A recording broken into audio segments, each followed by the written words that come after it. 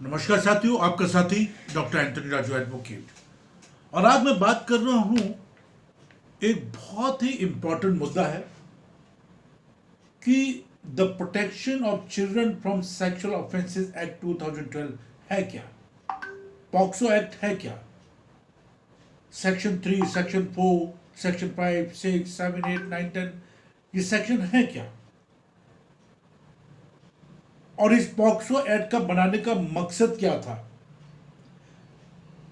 और बहुत लोग मुझसे सवाल पूछते हैं, करीबन मैं 250-300 केसेस पॉक्सो का हैंडल कर रहा हूँ, और बहुत लोग मेरे से सवाल ये पूछते हैं कि साहब पॉक्सो की एज को कैसे डिटरमिन किया जाए।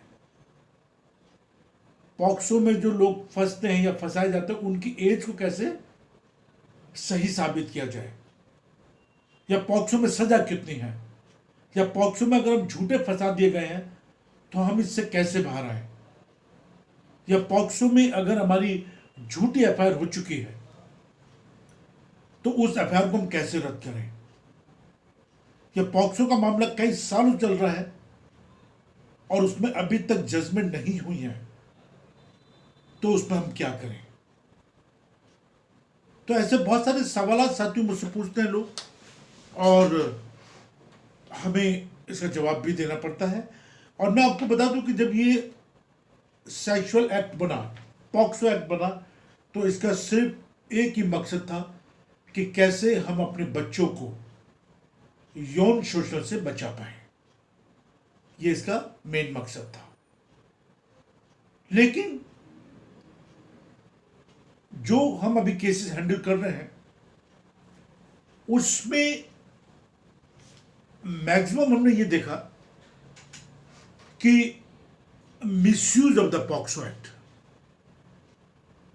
बहुत सारे ऐसे केसेस जो मैंने अपनी लास्ट वीडियो बताए हैं, जिनको मैं खुद हैंडल कर रहा हूं, जिनकी मैं इंटरिम बेल, रेगुलर बेल और आपका एंटिसिपेटरी बेल और केस रद्द करवाने की कोशिश कर रहा हूं। तो जान के बहुत दुख होता है साथियों कि उसमें मैंने देखा है कि लोगों को किस तरह बेबसी में फंसाया गया है। और मैंने इन चीजों को भी देखा कि अपने पति के खिलाफ भी महिलाएं जो है अपने बच्चों को यूज करने में शर्माती नहीं है। देखिए, अगर बच्चों के साथ दुराचार होता है, कोई यौन शोषण का अपराध होता है, तो ये हाईली कंडेमेबल है और इसकी हम पुरजोर निंदा करते हैं। लेकिन जो लोग अपने निजी फायदे के लिए व्यवस्था का मिसयूज करते हैं, इस पॉक्सो एक्ट का मिसयूज करते हैं, उनका क्या किया जाए। यही बात जो है माननीय supreme court, high court, session court consider कर रही है, अब परेशान है। और रिसेंटली एक जजमेंट आया, बहुत इंपॉर्टेंट जजमेंट सुप्रीम कोर्ट का आया, जिसमें सुप्रीम कोर्ट ने जो हमारे क्लाइंट था उसको बरी कर दिया, उसको अक्यूटल कर दिया, एब्सोल्युटली बाइज्जत बरी कर दिया, सिर्फ इस कारण से क्योंकि जो उस बच्चे ने या उस लड़की के जो स्कूल सर्टिफिकेट थे, फर्स्ट सेकंड या थर्ड या फोर्थ जो स्कूल सर्टिफिकेट होते हैं, उसको कोर्ट ने मानने से इनकार कर दिया।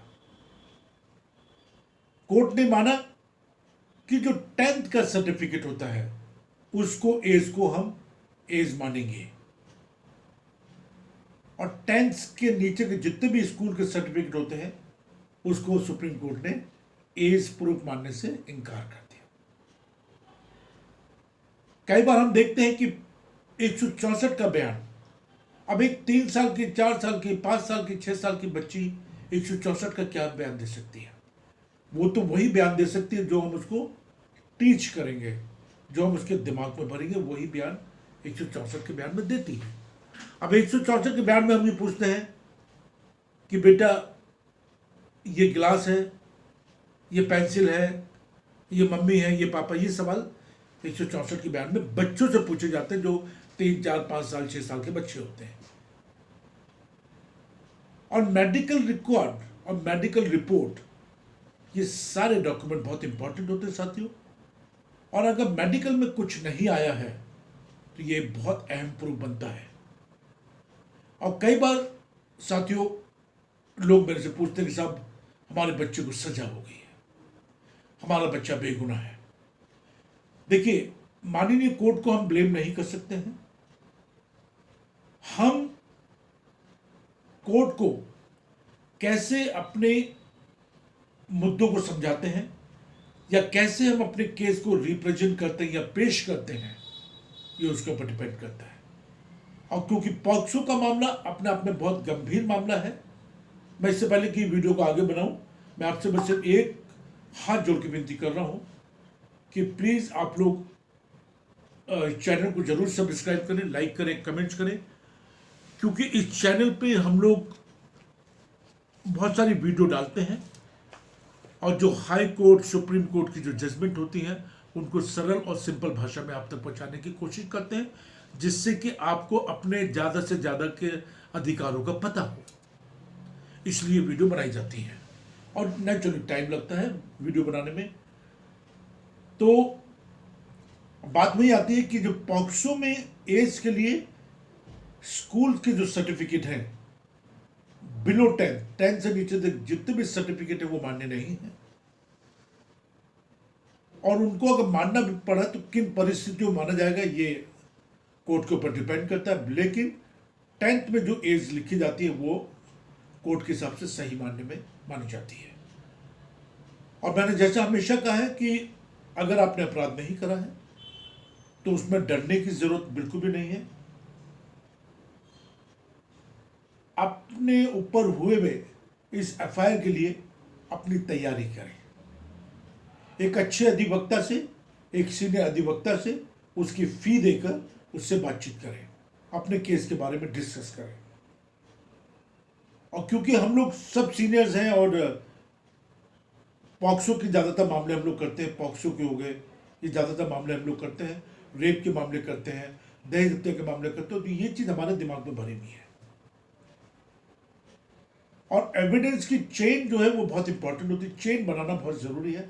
अगर चेन हमारी ब्रेक हो जाती है तो मैं दावे और बड़ी जिम्मेदारी के साथ कह रहा हूँ कि पूरा का पूरा केस जो है कोर्ट में कोलैप्स हो जाएगा, गिर जाएगा, खत्म हो जाएगा। और अपराध के बारे में सिर्फ दो लोग जानते हैं, एक वो जिस पर अपराध होता है और एक वो जो अपराध करता है। झूठे मुकदमे, झूठे पॉक्सो के मुकदमे, इसकी कोई बुनियाद नहीं होती है, इसकी कोई बुनियाद नहीं होती है। अगर आपको मालूम है कि आपने ये अपराध नहीं करा है तो नहीं करा है, बस आपकी गर्दन भी कलम हो जाए, लेकिन आपको झुकना नहीं चाहिए, झूठे बयानबाजी से बचना चाहिए, झूठे एविडेंस से बचना चाहिए। और अगर आप गलती से फंसा दिए, गलती नहीं जानबूझ के फंसाते हैं लोग पॉक्सो में, जितने भी केसेस में हैंडल कर रहा हूं, तो इसमें सजा भी हो गई है। देखिए, अभी एक बहुत इंपॉर्टेंट केस यहाँ पे इंदौर का भी है, आरा डिस्ट्रिक्ट का भी है, बिहार का भी केस है, इलाहाबाद का भी एक मैं केस कर रहा हूँ, ठीक है। अब उसमें क्या है, एक बॉम्बे का भी एक केस है, वो भी मैं कर रहा हूँ। तो उसमें क्या है, उसमें जजमेंट हो चुकी है और बार बार जो हमारे क्लाइंट हैं वो यही कह रहे हैं कि भाई इसमें जो सजा वो गलत हुई है। अब जब वो अब हमारे क्लाइंट बन गए हैं तो अब सजा गलत हुई है, कहाँ पे गलती हुई है, कहाँ पे जो उनके अधिवक्ता थे, जो उनके एडवोकेट थे, कहाँ पे वो आर्गुमेंट करने में चूक गए, कहाँ पे वो जजेस को समझाने में चूक गए, कहाँ पे वो मजिस्ट्रेट को समझाने में चूक गए, कहाँ पे जब आपके चार्जेस फ्रेम हो रहे थे वो कहाँ पे चूके हैं, कहाँ पे वो क्रॉस करने में चूक गए, कहाँ पे उन्होंने अपना दिमाग अप्लाई नहीं करा, और उसका नतीजा होता है सजा। अगर सजा हो गई है तो इससे डरने की जरूरत नहीं है साथियों। हमारी माननीय कोर्ट बैठी, हाई कोर्ट बैठी, सुप्रीम कोर्ट बैठी है, जो आपकी बात को सुनेंगी और आपको न्याय देंगी। पॉक्सो अपने आप में गंभीर मामला है। मैं बार बार आपसे रिक्वेस्ट कर रहा हूं कि इसमें अच्छे अधिवक्ताओं को, सीनियर एडवोकेट को हमें लगाना चाहिए। एक एग्जाम्पल देता हूं मैं आपको कि अगर आपको अपने हार्ट का ऑपरेशन कराना है तो हार्ट का ऑपरेशन किससे कराएंगे, एक अच्छे डॉक्टर से कराएंगे या एक कंपाउंडर से कराएंगे, ये आप डिसाइड कर लीजिए। अगर कंपाउंडर से कराएंगे तो क्या होगा, एक अच्छे डॉक्टर से कराएंगे तो क्या होगा। क्योंकि जब ये पॉक्सो से मामले आते हैं तो इसमें चार्जशीट को पढ़ना बहुत ज़रूरी है, एफआईआर को पढ़ना बहुत ज़रूरी है, एविडेंस को पढ़ना बहुत ज़रूरी है, जो उसमें विटनेसेस हैं उनकी क्रेडिबिलिटी क्या है। 161 के बयान जो हुए वो घर पर आकर हुए हैं या आपके थाने में लिखवा लिए गए हैं। अब पुलिस ने जब अरेस्ट किया है वो बच्चे को या जो भी है या अक्यूज को जब अरेस्ट किया तो उसने कैसे अरेस्ट किया उसको, वहाँ पे आपको अपने अधिकारों का पता होना चाहिए। क्या पुलिस ने जब अरेस्ट किया तो क्या उसने on the spot arrest memo बनाया था या नहीं बनाया था, या थाने जाके अरेस्ट मेमो बनाया, या थाने में कितनी देर तक बैठा के रखा, ये सारी चीज़ें ध्यान में रखने वाली होती हैं साथियों। और एक चीज़ मैं आपको बार बार बता रहा हूँ कि पॉक्सो जैसे मामले में कॉम्प्रोमाइज़ नहीं होता है। पॉक्सो में कॉम्प्रोमाइज़ मत कीजिए। अगर आप बेगुनाह हैं तो बाइज्जत बाहर आइए, क्योंकि मैंने देखा है बहुत सारे केसेस मेरे पास आ चुके हैं जिनको मैं हैंडल कर रहा हूँ, उसमें दलाली बहुत भयंकर तरीके से हुई है। मैं उन नाम नहीं लेना चाहूँगा उन दलालों का, बल्कि अपने आप में बड़ी शर्म की बात है कि एक बेचारा तो फंसा हुआ केस के अंदर और हम उससे पैसे के लेन देन की बात कर रहे हैं। अभी एक रिसेंटली एक केस आया मेरे पास, दिल्ली का केस है। उस महिला ने 11-12 लाख रुपए की डीलिंग करी है और उसके बाद भी फंसा दिया। अब बाद में पता लगता है कि उनका पेशा ही यही है।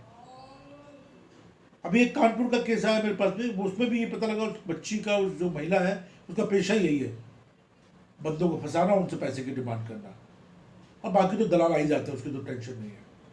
पर याद रखिए कि पॉक्सो में कॉम्प्रोमाइज नहीं होता है, ठीक है।